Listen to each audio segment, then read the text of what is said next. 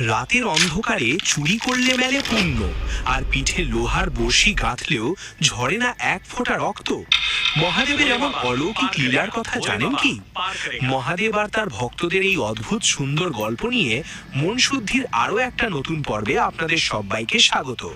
চলুন আজ হারিয়ে যাই চড়ক আর নীল পুজোর এক গায়ে কাঁটা দেওয়া অজানা কাহিনীতে। চৈত্র সংক্রান্তির ঠিক 4 দিন আগে শুরু হয় এক অদ্ভুত রূপান্তর।